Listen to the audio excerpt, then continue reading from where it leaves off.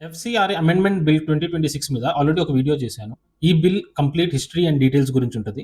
కానీ ఆ video length ఎక్కువ అవ్వటం వల్ల అసలు మెయిన్ టాపిక్ అయిన కన్వర్జన్స్ గురించి కవర్ చేయలేదు. ఈ వీడియో మొత్తం దాని గురించే ఉంటది. పార్ట్ 1 చూడకపోతే చూసేయండి. ఇంకా డైరెక్ట్‌గా టాపిక్‌లోకి వెళ్ళిపోదాం. ప్రొసిలిటైజేషన్ ఈ ఒక్క వర్డ్ చుట్టూ కేరళ అసెంబ్లీ ఒక రిజల్యూషన్‌ని పాస్ చేసింది. Catholic bishops conference of India union home మినిస్టర్‌కి డైరెక్ట్‌గా కలిసి ఒక మెమరాండం ఇవ్వడానికి వెళ్ళింది. యునైటెడ్ నేషన్స్ నుంచి 3 స్పెషల్ రాపోర్టర్స్ ఒక స్టేట్మెంట్‌ని రిలీజ్ చేశారు. అదే టైంలో అమిత్ షా మిస్‌అండర్‌స్టాండింగ్స్‌ని అడ్రెస్ చేస్తాం అని పబ్లిక్‌గా చెప్పాల్సి వచ్చింది. ఒక సింగిల్ వర్డ్ ఎంత పెద్ద ఇష్యూని క్రియేట్ చేయగలదో ఇప్పుడు చూద్దాం. జూన్ 22, 2026 ఆ రోజు MHA ministry of home affairs FCRA amendment rules 2026ని నోటిఫై చేసింది. ఈ రూల్స్‌ని బిల్ కన్నా ముందే తీసుకొచ్చారు. కానీ బిల్ కన్నా ఫాస్ట్‌గా ఇంప్లిమెంట్ అయ్యింది. ఎందుకంటే ఈ రూల్స్ ఇంప్లిమెంట్ అవ్వాలంటే పార్లమెంట్‌లో బిల్ పాస్ అవ్వాల్సిన అవసరం లేదు. పార్ట్ 1లో డీటెయిల్‌గా చెప్పాను. ఒకసారి ఆ వీడియో చూడండి. ఈ రూల్స్‌లో క్లియర్‌గా మెన్షన్ చేశారు. ఫారెన్ ఫండ్స్‌తో ఎలాంటి రిలీజియస్ యాక్టివిటీస్ చేయొచ్చు, ఎలాంటివి చేయకూడదు అని.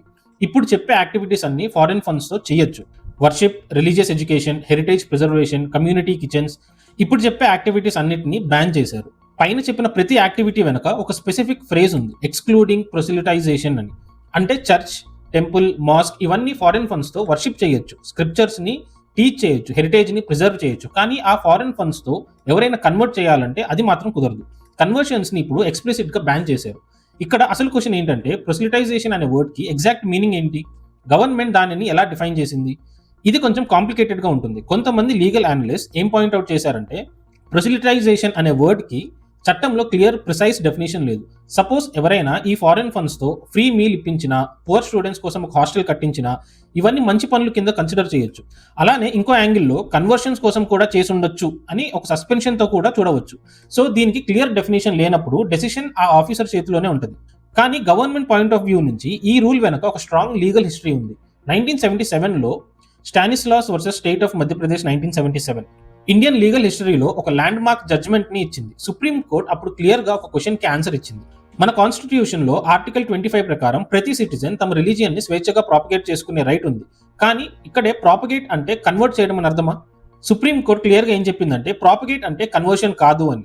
ప్రాపగేట్ అంటే మీ విశ్వాసాలు షేర్ చేయడం, టీచ్ చేయడం, డిస్కస్ చేయడం. కానీ కన్వర్ట్ అంటే ఇంకో పర్సన్‌ని యాక్టివ్‌గా మీ మాటలు నమ్మేలా చేసి కన్వర్ట్ చేయడం. ఇలా చేయడం కంప్లీట్‌గా డిఫరెంట్ కేటగిరీలోకి వెళ్ళిద్ది. ఎవరైనా వాళ్ళ రిలీజియస్ బిలీఫ్స్‌ని ప్రాపగేట్ చేసినంత వరకు ఆర్టికల్ 25 వాళ్ళకి ప్రొటెక్షన్ ఇస్తుంది. కానీ ఫోర్స్‌ఫుల్‌గా, ఫ్రాడ్‌గా లేకపోతే అత్యాశ చూపి కన్వర్ట్ చేస్తే మాత్రం ఆర్టికల్ 25 ఎటువంటి ప్రొటెక్షన్ ఇవ్వదు. ఈ 1977 జడ్జ్మెంట్ ఈ రోజు వరకు ఇండియాలో రిలీజియస్ ఫ్రీడమ్ లాకి ఒక బ్యాక్ బోన్ లాగా ఉంది. అందుకే గవర్నమెంట్ చెప్పేది ఏంటంటే వాళ్ళు కొత్త రూల్‌ని క్రియేట్ చేయట్లేదు. కాన్స్టిట్యూషన్‌లో, సుప్రీం కోర్ట్‌లో ఆల్రెడీ ఉన్న ప్రిన్సిపల్‌ని ఎఫ్‌సీఆర్‌ఏ కాంటెక్స్ట్‌కి అప్లై చేస్తున్నారు అంతే.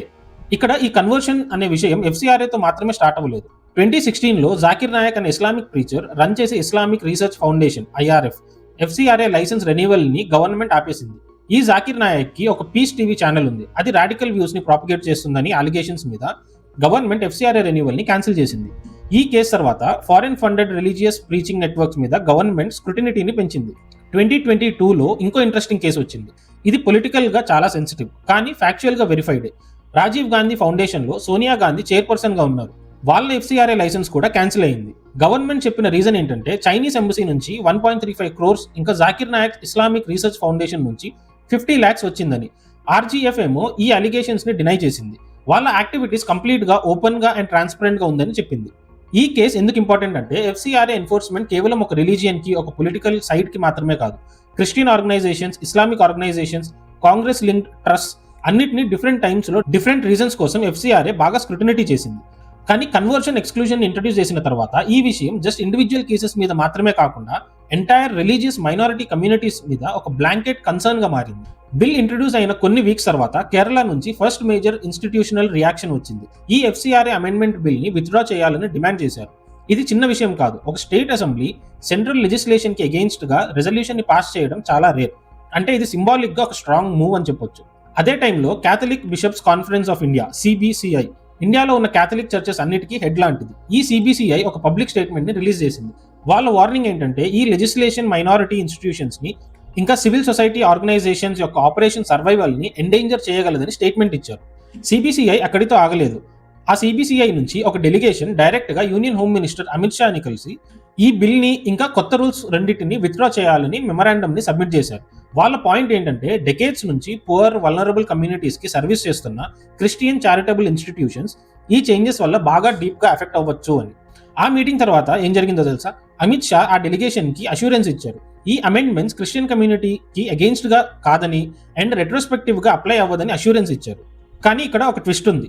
జూలై 22, 2026 రీసెంట్గా కేరళ క్యాథలిక్ బిషప్స్ కౌన్సిల్ కేసీబీసీ ఒక స్టేట్మెంట్ని రిలీజ్ చేసింది. వాళ్ళు చెప్పిన ప్రకారం కేరళ అసెంబ్లీ ఎలక్షన్స్ ముందు బీజేపీ లీడర్స్ ఇచ్చిన అష్యూరెన్సెస్ ఎలక్షన్స్ తర్వాత ఫాలో అప్ కూడా ఏమీ జరగలేదు, అంటే ప్రామిస్ ఇచ్చారు కానీ యాక్షన్ ఏమీ కనిపించలేదని చెప్పారు. ఈ బ్యాక్ అండ్ ఫోర్త్ అష్యూరెన్స్ ఇవ్వడం, ఫాలో అప్ జరగకపోవడం, మళ్ళీ కన్సర్న్ రేస్ చేయడం ఇది ఇప్పటికీ కంటిన్యూ అవుతూనే ఉంది. ఈ వీడియో రికార్డ్ చేసేటప్పటికి కూడా యాక్టివ్గా జరుగుతున్న ఒక అన్రిజాల్వ్ సిచ్యువేషన్. ఇక్కడ ఒక పొలిటికల్ యాంగిల్ కూడా ఉంది. దీన్ని మనం న్యూట్రల్గా ఫ్యాక్చువల్గా చూద్దాం. కేరళ అపోజిషన్ లీడర్ విడి సతీశన్ ఒక పబ్లిక్ స్టేట్మెంట్లో బీజేపీ అప్రోచ్ని ఎలా చెప్పాడంటే, క్రిస్మస్ టైంలో చర్చెస్కి బిషప్స్కి కేక్స్ పంపిస్తారు, కానీ అదే టైంలో ఎఫ్సీఆర్ఏ లాంటి లెజిస్లేషన్స్ కూడా తీసుకొస్తారని చెప్పారు. ఈ మాటలకి కౌంటర్గా గవర్నమెంట్ సైడ్ నుంచి parliamentary affairs minister Kiran Rijiju ఏమన్నారంటే, కాంగ్రెస్ ఇంకా కమ్యూనిస్ట్ పార్టీస్ కేరళలో ఎఫ్సీఆర్ఏ గురించి మిస్ఇన్ఫర్మేషన్ ని స్ప్రెడ్ చేస్తున్నారని అండ్ మేజర్ ఎఫ్సీఆర్ఏ అమెండ్మెంట్ 2010ని తీసుకొచ్చింది కూడా కాంగ్రెస్ గవర్నమెంటే అని రిప్లై ఇచ్చారు. ఇక్కడ రిజిజు మెయిన్ పాయింట్ ఏంటంటే, ఈ అమెండ్మెంట్ ఫారిన్ కాంట్రిబ్యూషన్స్ ని బెటర్ గా రెగ్యులేట్ చేయడానికి అండ్ ప్రాపర్ యూటిలైజేషన్ కి మాత్రమే అని చెప్పారు. ఇక్కడ ఇంకో విషయం, చర్చ్ లీడర్స్ కన్సర్న్ కూడా జెన్యూన్ గానే ఉంది. అలాగే గవర్నమెంట్ ఇచ్చిన అష్యూరెన్స్ కూడా పబ్లిక్ గా రికార్డ్ అయింది. ఆ గ్యాప్ ఇప్పటి వరకు ఇంకా క్లోజ్ అవ్వలేదు. ఇప్పుడు అసలు యాక్చువల్ బిల్లో ఏం రాశారో చూద్దాం. ఎందుకంటే ఇక్కడ ఒక సర్ప్రైజ్ ట్విస్ట్ ఉంది. చాలా మంది అనుకునేది ఏంటంటే ఈ బిల్ చాలా హార్ష్గా ఉంటుంది అని, కానీ ఒక స్పెసిఫిక్ ప్రొవిజన్లో ఇది యాక్చువల్గా ఒక రిలీఫ్ ఇస్తుంది. ఇప్పుడున్న లా ప్రకారం ఎఫ్సీఆర్ఏని వైలేట్ చేస్తే fine and maximum 5 years of jail ఉంటుంది. కానీ కొత్త బిల్లో దీన్ని జస్ట్ 1 yearకి తగ్గించారు ఫైన్తో పాటు. ఇక్కడ మనం అబ్జర్వ్ చేస్తే ఈ బిల్ ఒకవైపు ఎన్జిఓ యాసెట్స్ని సీజ్ చేసే పవర్ తీసుకుంటూ ఇంకోవైపు క్రిమినల్ పెనాల్టీని తగ్గిస్తుంది. ఎందుకు? ఈ రెండు డెసిషన్స్ ఆపోజిట్ కనిపిస్తుంది కదా. కానీ ఇక్కడ లాజిక్ ఏంటంటే, యాసెట్ వెస్టింగ్ అనేది సివిల్ ఇంకా అడ్మినిస్ట్రేటివ్ పవర్, కోర్ట్ ట్రయల్ అవసరం లేదు, క్రిమినల్ కన్విక్షన్ అవసరం లేదు, డెసిగ్నేటెడ్ అథారిటీ డైరెక్ట్గా యాక్షన్ తీసుకోవచ్చు.